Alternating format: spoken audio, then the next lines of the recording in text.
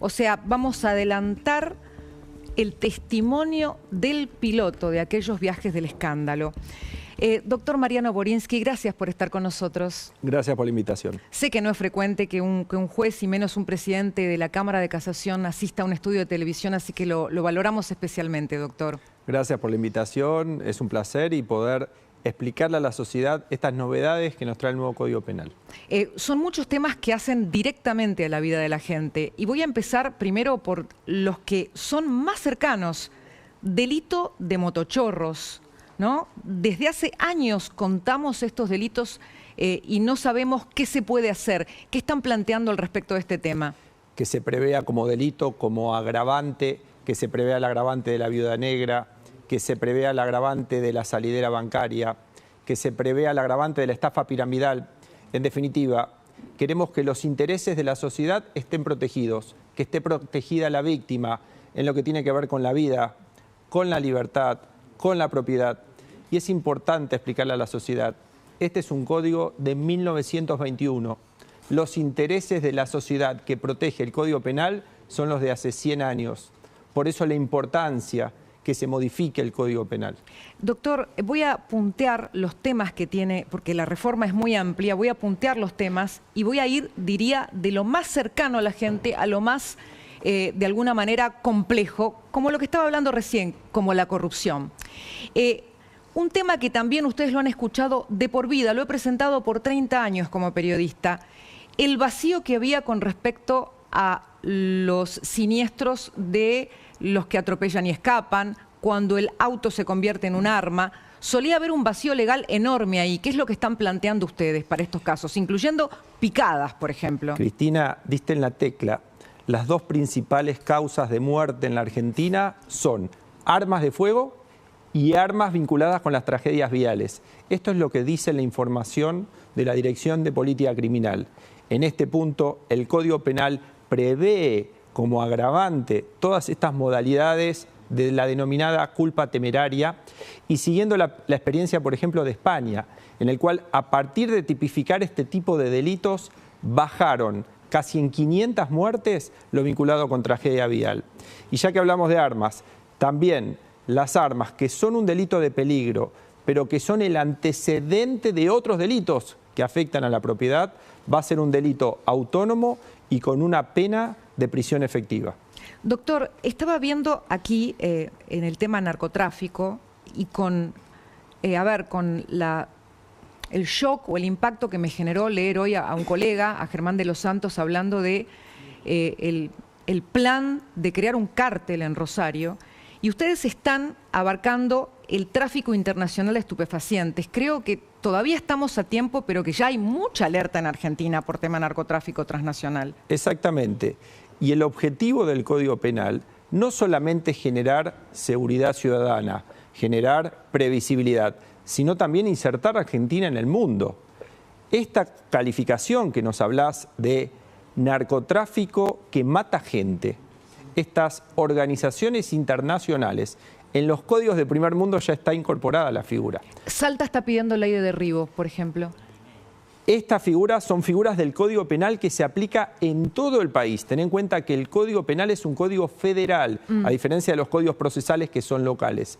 Por eso todas estas figuras, con todas estas inquietudes, Salta tiene su inquietud, el fin de semana estuve en Posadas, tienen su inquietud de medio ambiente. Cada provincia tiene su propia inquietud. El objetivo es que sea un código penal de todos, de todas las provincias, que sea un código penal federal y que incluya las inquietudes de cada una de las provincias. Doctor, estamos viendo cómo el fútbol y los manejos de la Asociación del Fútbol Argentino están en el centro de la polémica. Por la violencia en el fútbol, con la reforma que ustedes están planteando, ¿va a poder ser alcanzado un dirigente que encubra o apañe esta violencia en su club o el accionar de las barras? Vos sabés, Cristina, que no te puedo hablar de causas en particular. Tiene razón. Porque está también mi función de juez y de magistrado de la Cámara Federal de Casación Penal. Pero desde un plano teórico hay un capítulo nuevo que incluye la violencia en el fútbol, que incluye los fraudes en el fútbol. Hace no mucho tiempo tuvimos el FIFA Gate, que incluye el doping en el fútbol. Es decir, 3 situaciones: violencia, no solo en los espectáculos deportivos, sino en todo tipo de espectáculos, para que la familia pueda ir tranquila a un estadio sin tener ninguna dificultad de este tipo. Recién planteábamos, doctor, el decomiso en causa vialidad, por ejemplo, y hay un tema que viene siendo el pedido, pero desde hace muchísimo tiempo, de quienes luchan contra la corrupción, y tiene que ver con la extinción de dominio.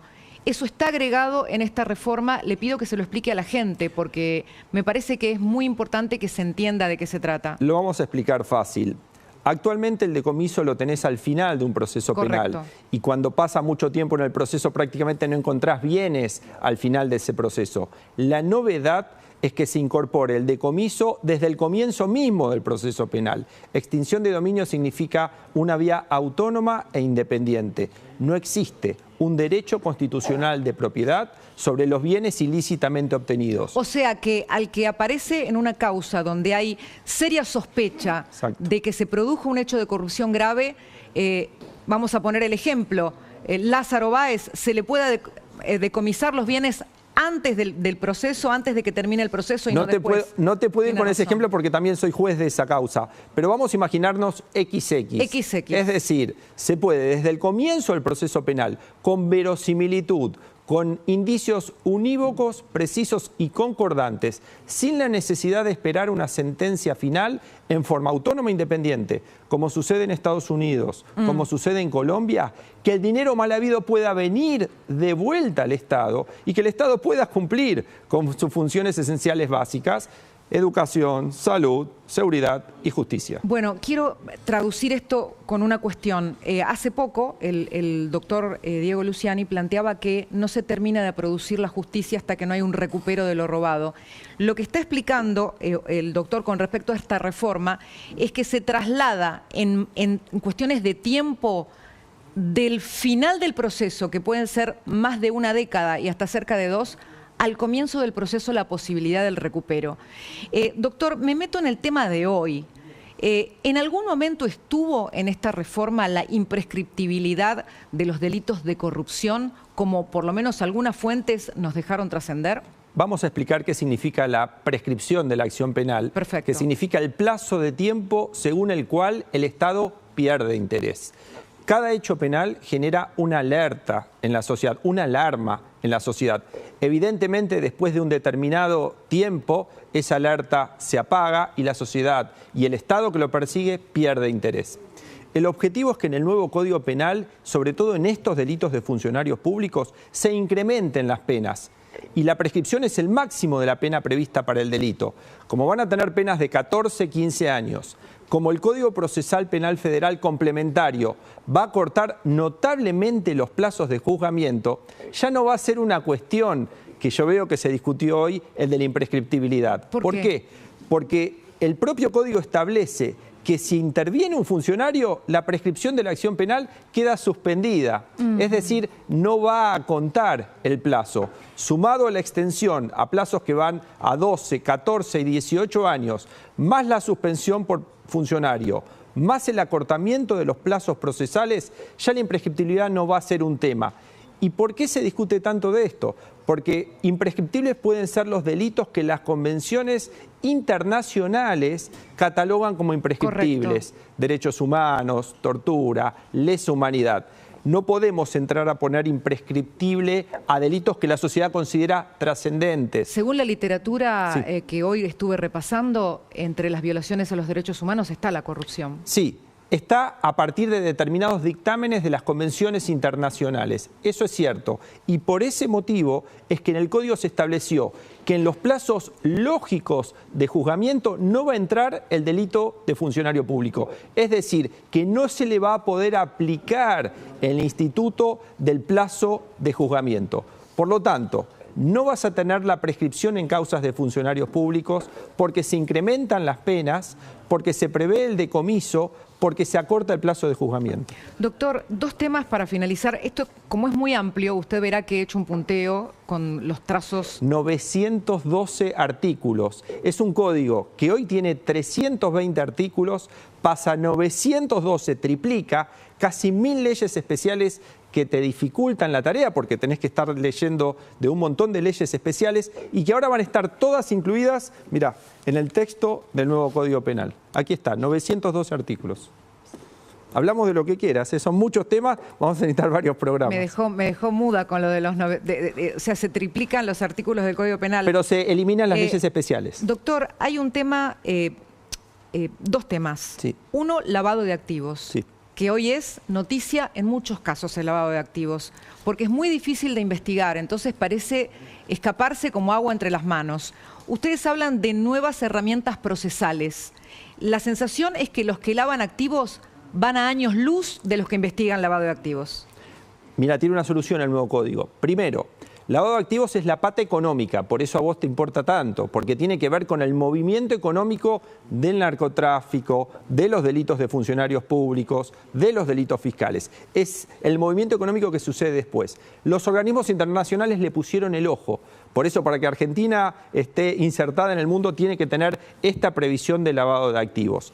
Y esto se complementa con otra norma que prevé el código, que es permitir juzgar los delitos transnacionales, porque el lavado no se produce solamente en Argentina, tiene extensiones en Latinoamérica, en Europa, en el mundo, en Asia. Bueno, tenemos una norma en el Código Penal que te permite juzgar en Argentina el hecho que tiene epicentro en Argentina de lavado, pero que tiene extensión y efectos jurídicos en otros países. Esto a partir del nuevo Código Penal va a poder ser juzgado en forma integral. Sumo una antes de la final. En estos días hemos estado pasando aquí en La Nación Más un caso de usurpación, donde cuando la cámara de la televisión va, la justicia actúa.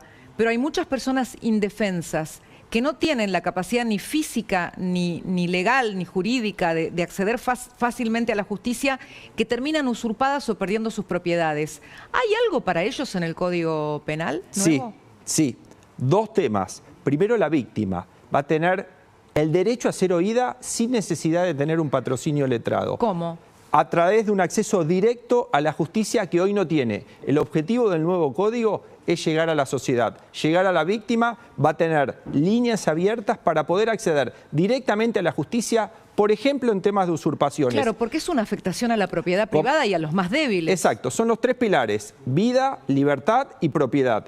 Y en este caso en particular de las usurpaciones se incrementan las penas, es decir, lo convierte en un delito grave e importante con medidas expeditas para que pueda volver a la titularidad del propietario. Espero realmente que sea así, doctor. En estos casos hay muchos jubilados incluso afectados. Lo último, porque me estoy fijando que en el último punto hay un capítulo destinado a proteger el orden electoral, hay algunas medidas que tienen que ver con la producción de contenidos. Imagino que no se va a ver afectado en ningún sentido el trabajo de la prensa. Mira, la libertad de expresión está por encima de todo. Lo dijo la Corte Interamericana en el fallo Kimmel. Es decir, que cuando hay libertad de expresión, cuando hay asuntos de interés público, no hay posibilidad de delito alguno. Vas a tener garantizado el micrófono para decir absolutamente lo que quieras, como lo haces habitualmente, y no vas a tener ningún tipo de limitación. Es más, hay otro capítulo, además de los delitos electorales, que son los delitos de odio y discriminación.